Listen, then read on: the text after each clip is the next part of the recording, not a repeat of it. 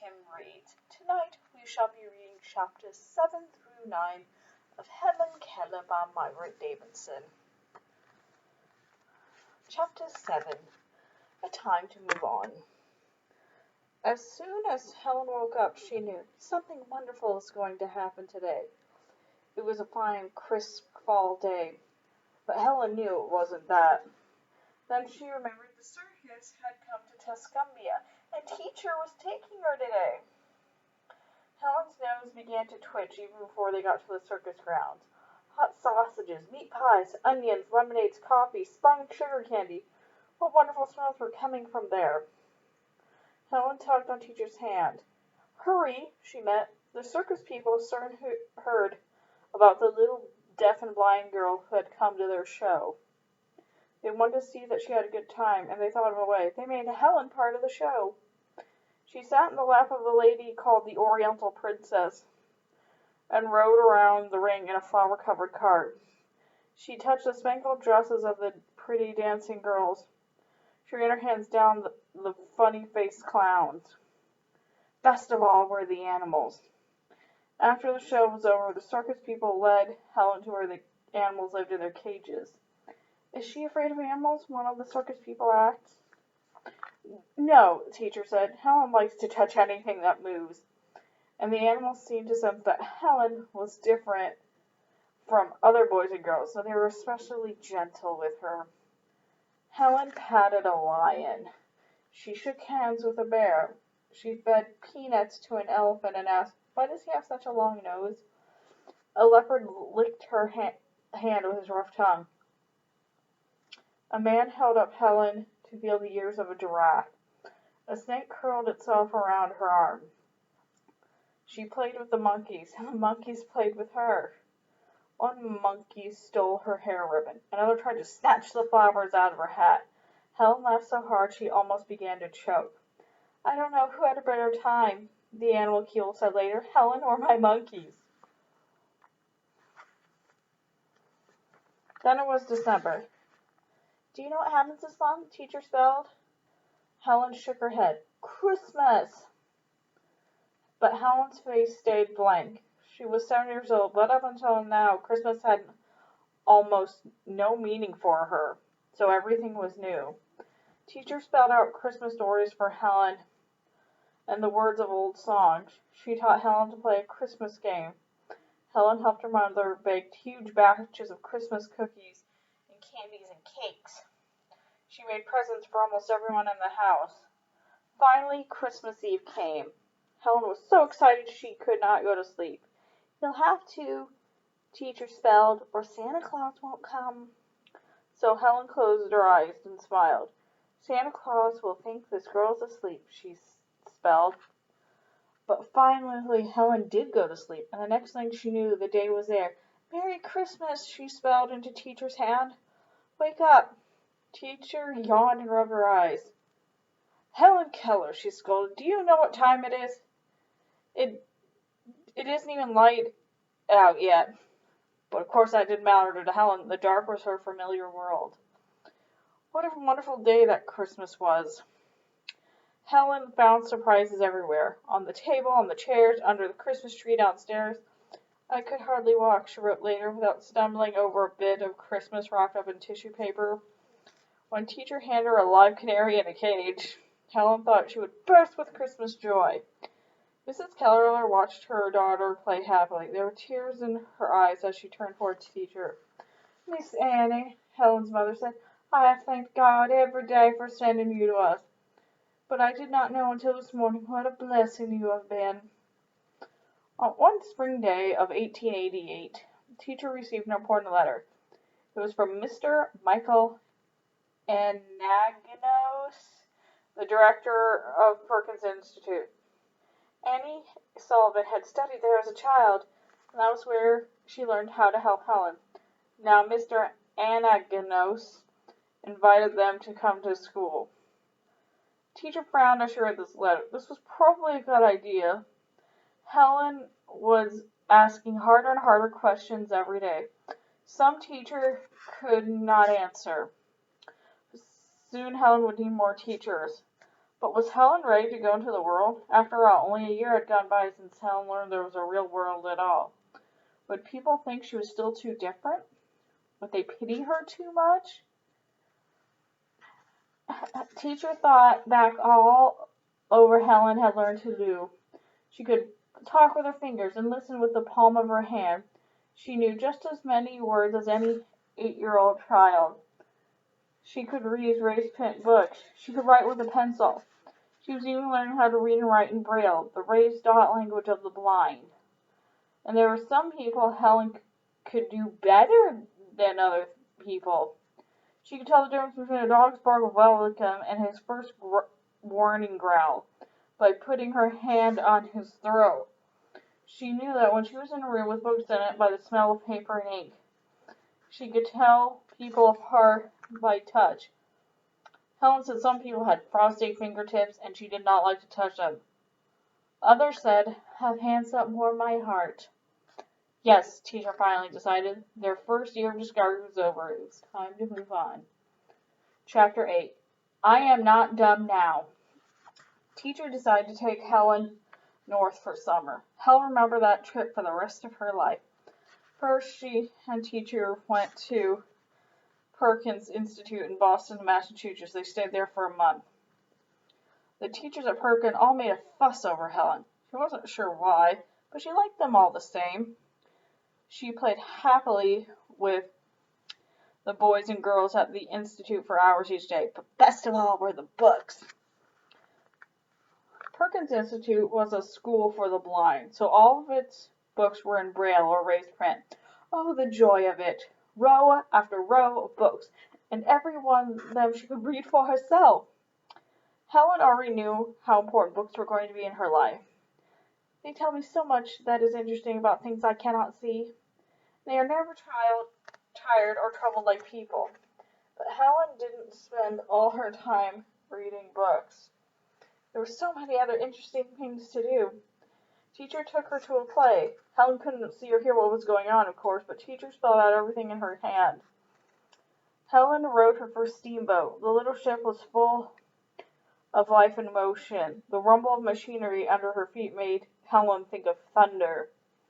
One day, teacher took Helen to the nearby town of Plymouth, and Helen stood on Plymouth Rock, where most 300 years before, she was told, the first pilgrims had landed in America. After Perkins Institute closed for the summer, teacher took Helen to visit a friend who lived by the sea.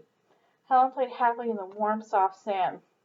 She loved to sit on a rock and feel the wave after wave wash over her legs.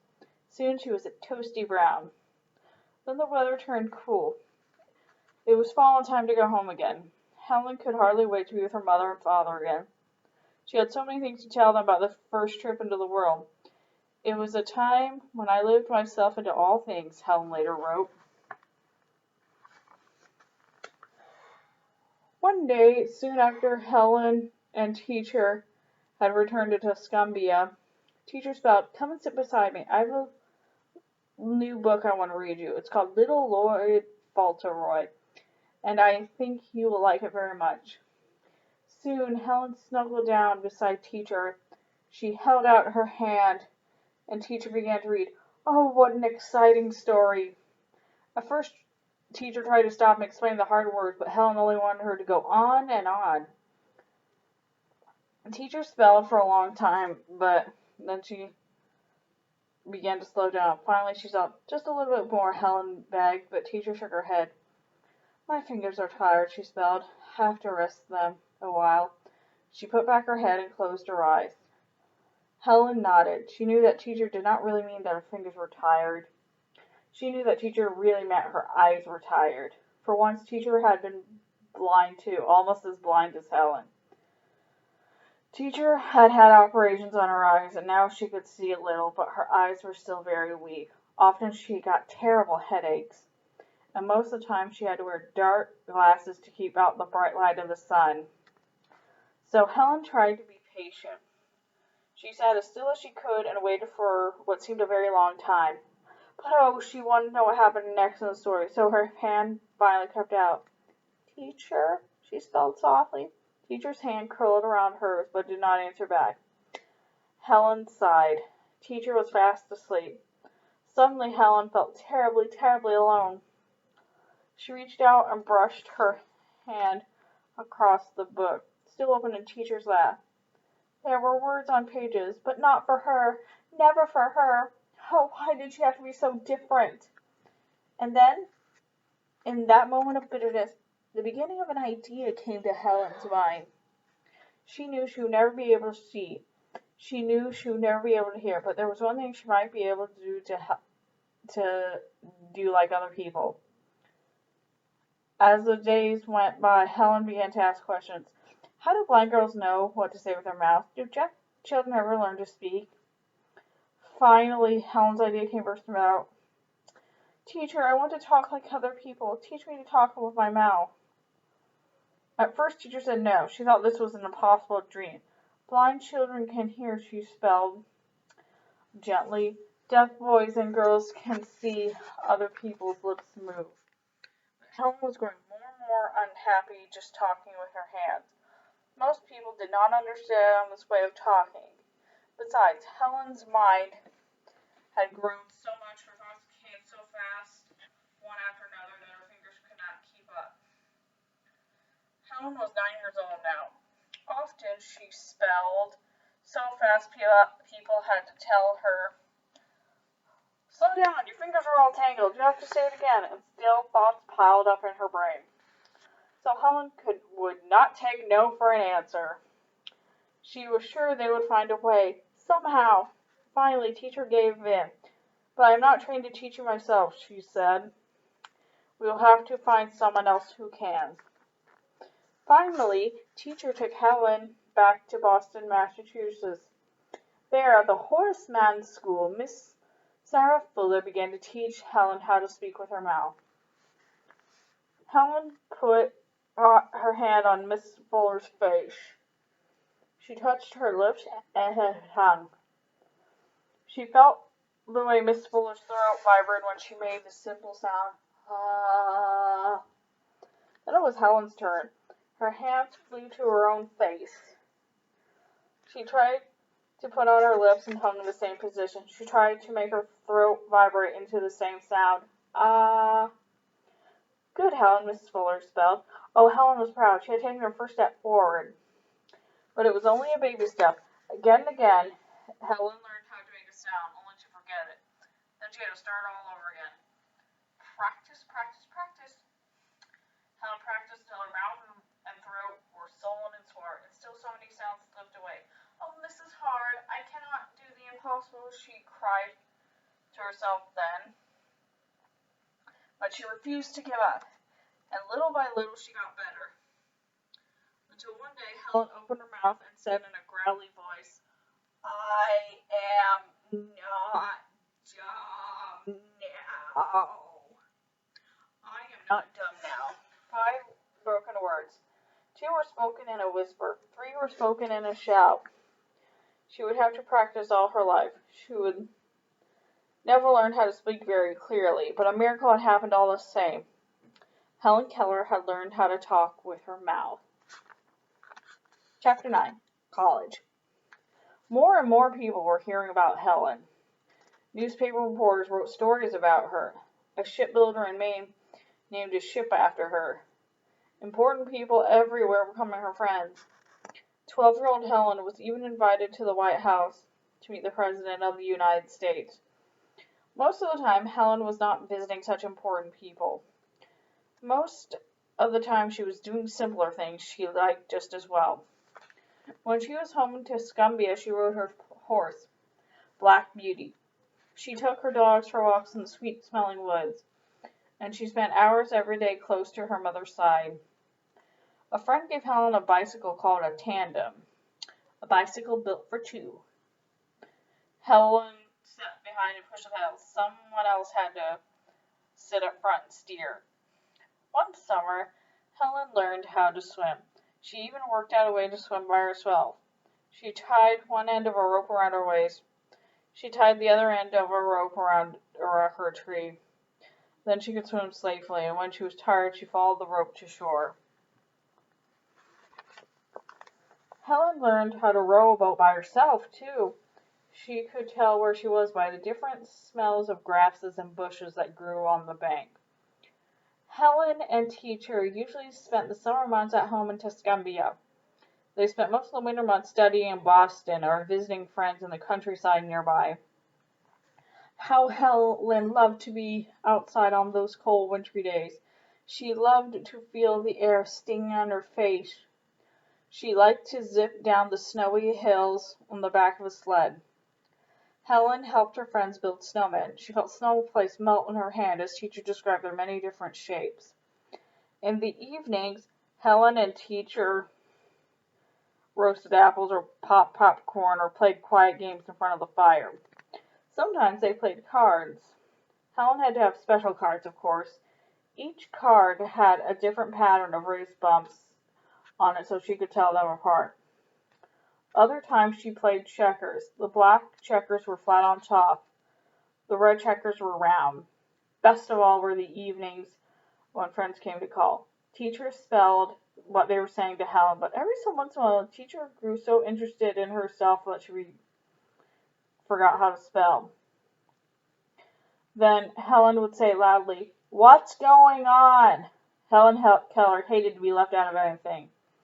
But Helen had less and less time for romps in the snow or quiet evenings by the fire. Now she had a new goal. "I want to go to college when I grow up," 12-year-old Helen announced one day. "And the college I want to go to is Harvard."